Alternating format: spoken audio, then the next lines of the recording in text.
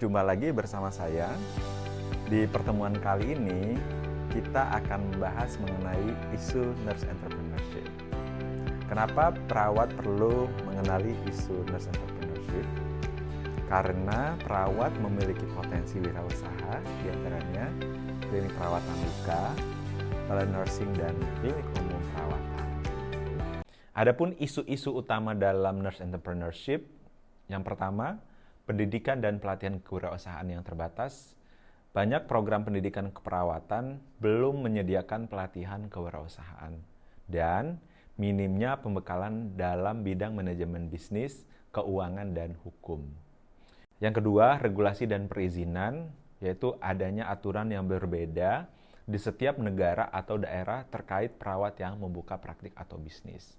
Kemudian persyaratan perizinan klinik yang kompleks dan seringkali menghambat, dan keterbatasan akses perawat untuk memulai usaha klinik atau layanan kesehatan lainnya. Yang ketiga, modal dan pendanaan. Sulitnya akses perawat untuk mendapatkan pendanaan atau modal usaha, serta minimnya dukungan finansial dari lembaga keuangan untuk bisnis kesehatan yang dijalankan oleh perawat. Yang keempat, pengelolaan dan manajemen bisnis. Perawat seringkali tidak dilatih dalam keterampilan manajemen bisnis, kemudian kesulitan dalam mengelola sumber daya, pemasaran, pengelolaan staf, serta perencanaan strategi bisnis. Kelima, stigma profesi dan persepsi publik, di mana pandangan bahwa perawat lebih berperan sebagai pelaksana di rumah sakit, bukan sebagai pengusaha atau inovator. Dan tentunya tantangan dalam membangun kepercayaan masyarakat terhadap layanan kesehatan yang dijalankan oleh perawat secara mandiri.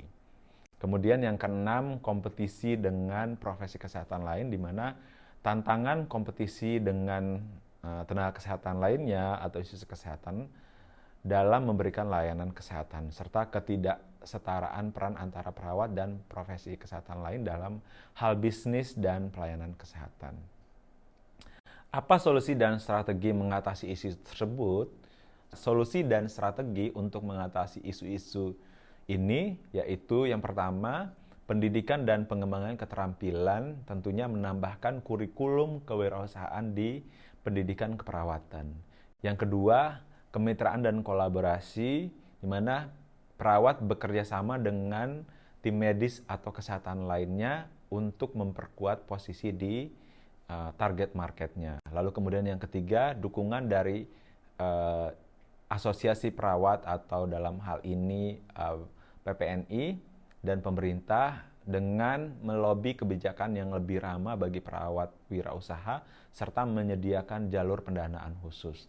Lalu kemudian penggunaan teknologi dengan memanfaatkan teknologi digital untuk memberikan layanan yang lebih luas seperti telenursing dan aplikasi kesehatan lainnya.